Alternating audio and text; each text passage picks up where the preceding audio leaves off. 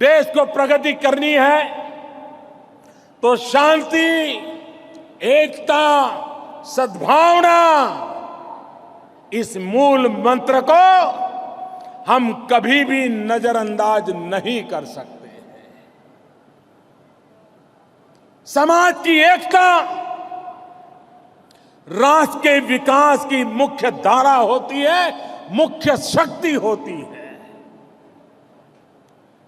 लेकिन कभी कभी ऐसी घटनाएं आती है सामने, माथा शर्म से झुक जाता है, असह्य पीड़ा होती है। समाज का जो नीचे के तबका का व्यक्ति है, दलित हो, पीड़ित हो, शोषित हो, वंचित हो, ये हम सबका दायित्व है उनकी रक्षा करना, हम सबका दायित्व है उनका सम्मान करना, उनको सुरक्षा देना। हजारों साल से हमारे समाज में कुछ बुराइयां आई हैं, कुछ दोष आए हैं, स्पृश्यता वेद घुस गया है। रामानुजाचार्य से लेकर के महात्मा गांधी तक सभी महापुरुषों ने ये समाज के अंदर जो बुराइयां हैं, कमियां हैं, उसके खिलाफ लड़ाई लड़ी है। लेकिन ये बात मानना पड़ेगा कि आजादी के 70 साल के बाद भी हमारे समाज में अभी भी कुछ कमियां हैं, कुछ बुराइयां हैं, और वो कहीं ना कहीं विकृत रूप लेकर के बाहर निकलती है। ये मानवता के खिलाफ गुनाह है। क्या कारण है कि हम हमारे दलित भाइयों को प्रताड़ित करें? क्या हक दिला है हमको? क्या देश में समाज के इन वर्गों को जो सदियों से झेलते आए हैं, क्या अब भी उनको झेलने के लिए मजबूर किया जाएगा? लेकिन भाइयों बहनों, समाज की एकता हमारी प्राथमिकता होनी चाहिए। भाषा के आधार पर, जाति के आधार पर, संप्रदाय के आधार पर, ऊंच नीच के आधार पर, स्पृश्य के आधार पर समाज को बांटने नहीं दिया जाएगा और नहीं बांटने दिया जाना चाहिए। कोई शास्त्र इसकी अनुमति नहीं देता है। अरे हम वो लोग जो वसुधैव कुटुंबकम की बातें करते हैं, पूरे विश्व को एक परिवार की बातें करते हैं, और अपने ही दलित भाई को अपना नहीं बना सकते। हम ही तो वो लोग हैं जो आत्मवत् सर्वभूतेषु उसके बड़े बड़े ज्ञान परोसते रहते हैं, लेकिन हम ही अपनों को उस आत्मा का अंश मानने को तैयार नहीं है, तो देश और दुनिया हमें माफ नहीं करेगी। लेकिन भाइयों बहनों, मैं जानता हूं यह समस्या सामाजिक है, समाज के अंदर आई हुई बुराइयों का परिणाम है, और सदियों से ये हमारे जहन में घुस गया है।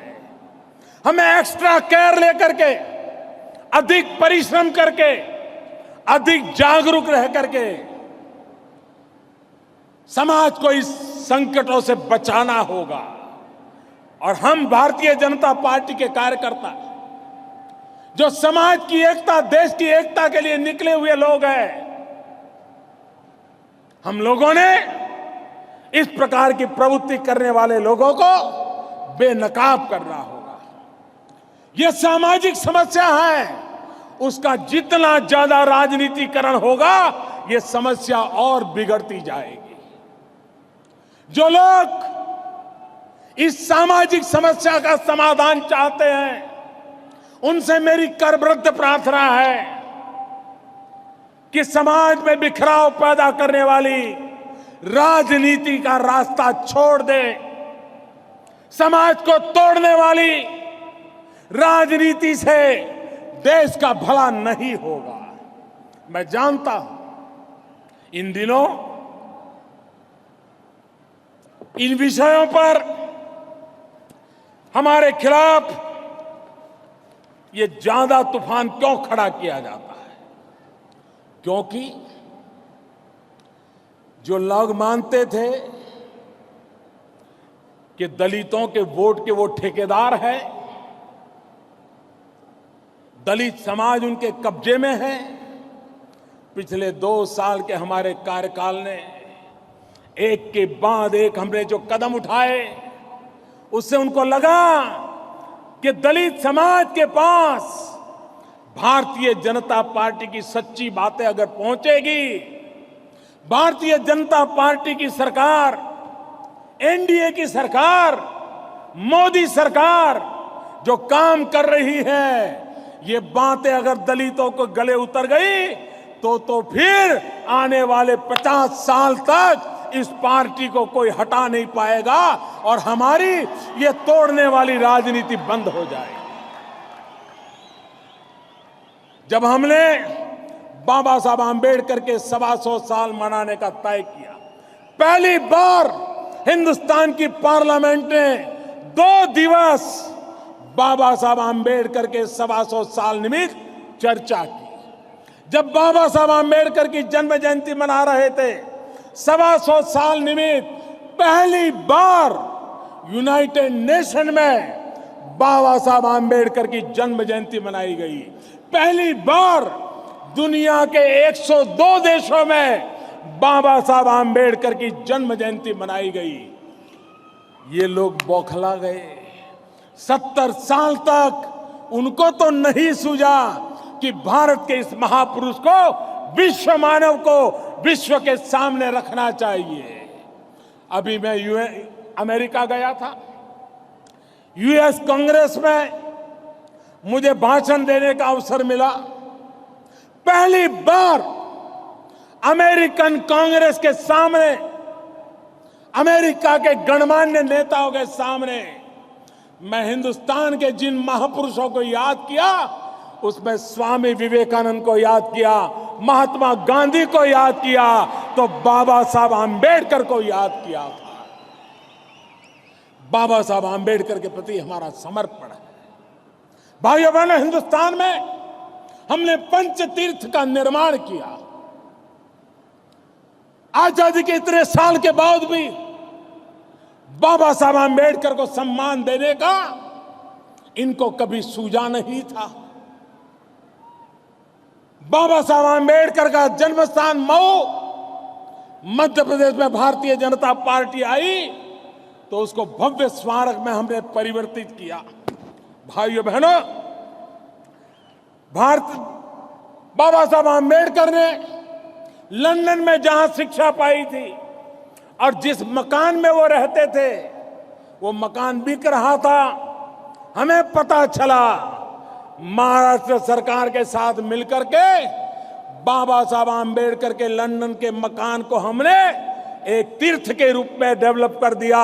उसको आज भारत सरकार ने, महाराष्ट्र सरकार ने ले लिया और वहां हिंदुस्तान का कोई भी नौजवान जाएगा, बाबा साहब आंबेडकर कैसे रहते थे, पढ़ते थे, ये देखेगा और एक नई प्रेरणा लेकर के आएगा।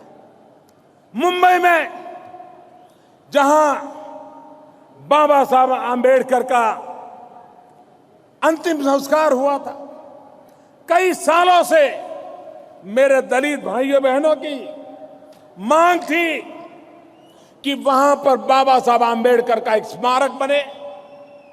इंदू मिल की जगह थी। कितनी ही कीमत क्यों न हो, कोई कीमत बाबा साहब आंबेडकर के जीवन से बड़ी नहीं हो सकती है। लेकिन एक भी सरकार तैयार नहीं हुई। हमारी सरकार आई, हमने वो इंदू मिल की जमीन बाबा साहब आंबेडकर का भव्य स्मारक बनाने के लिए लगा दी। और मैं आपको कहता हूं, हिंदुस्तान में कभी भी किसी ने कल्पना नहीं की होगी ऐसा भव्य स्मारक बाबा साहब आंबेडकर का मुंबई में बनने वाला है। हमने दिल्ली में डॉक्टर बाबा साहब आंबेडकर के स्मारक के लिए एक बहुत बड़ी योजना बनाई है, एक बहुत बड़ी व्यवस्था खड़ी की। काम चल रहा है, कई वर्षों से लटका पड़ा था।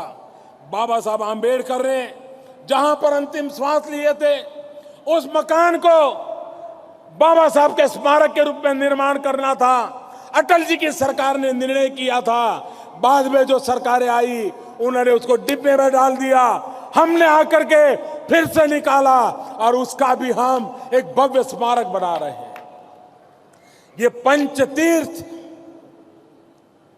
सिर्फ और सिर्फ भारतीय जनता पार्टी की सरकार ने बनाए, भारतीय जनता पार्टी के नेतृत्व में बने।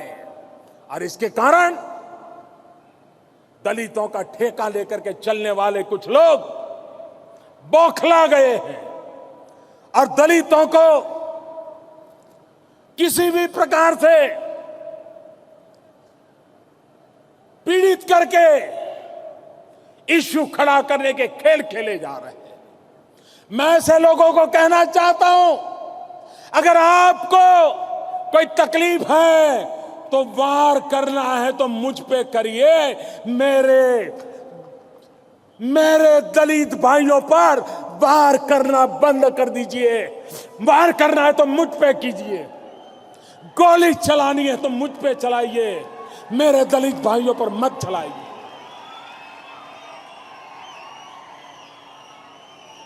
ये खेल बंद होना चाहिए। और इसलिए मेरे प्यारे भाइयों बहनों, हमने एक startup India, stand up India योजना चलाई।